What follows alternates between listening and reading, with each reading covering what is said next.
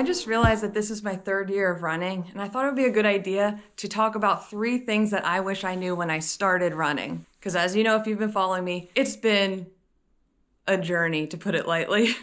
I think we'll go with the Asics Gel Nimbus today. We have a 6.5 mile run today, which I'm pretty sure is the longest run since I ran the New York City Marathon in November. But first running outfit of the day. I look like a suitcase. Let's go.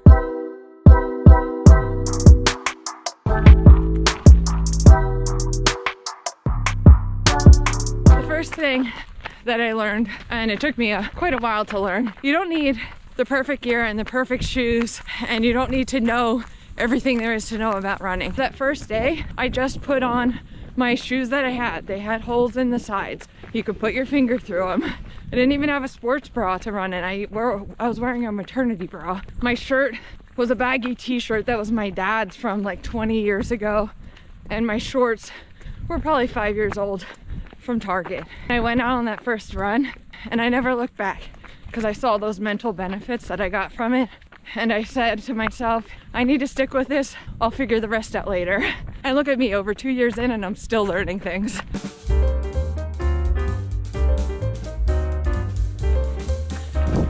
Now that we're in the tree tunnel, isolation.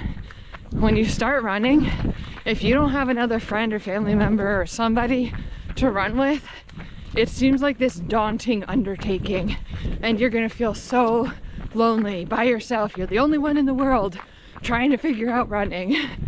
I felt like that, and I was so close to quitting so many times, and I was desperately trying to find someone on social media like me that ran slow, that didn't know what they were doing, that didn't have all the fancy gear and lived in the middle of nowhere. I couldn't find anyone, so that's why I did it myself.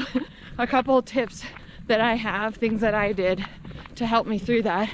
Number one, I came home from that first run that I talked about, and I told my husband, Dan, this is something that I need to do. This is something we need to set time aside for me to do. This is my self-care. I finally found self-care for me. So I told him what I wanted to do, got his support, which was so helpful. And then as I got a little more confident, I shared, you know, with my mom, my sister, my dad, who I was hesitant to share with because I go through these phases. I'm like really gung-ho about something and then I quit. And another thing, of course, obviously, was sharing on social media.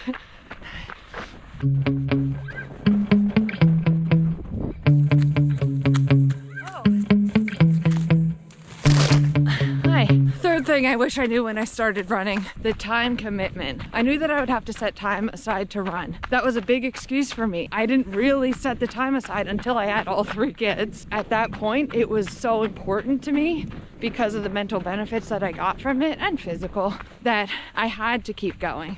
If you broke your leg right now, you would find the time to get to a hospital. So you will find the time to run, but you have to find your why that makes running that important to you. And now we'll head back because I have one more bonus tip to share with you, a mindset trick.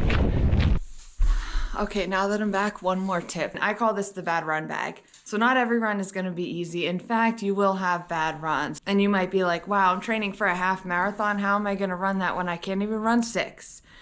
In comes the bad run bag. You're gonna take that run. After you're done, you're gonna erase it from your head. It never happened. But you're gonna take it, you're gonna put it in your bad run bag, you're gonna forget about it. It is not going to affect your next run.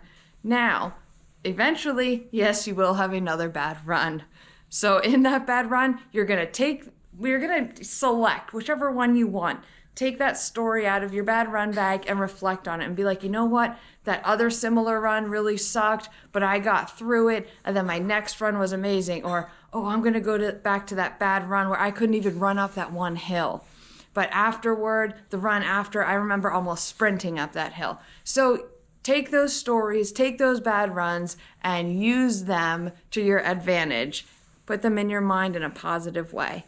And that's the bad run bag. My teeth feel slimy. This was a fun video to make and reflect on the past couple of years. Those were the things mentally that I struggled with a lot in the beginning. So I hope they can help some of you. Until next time, bye!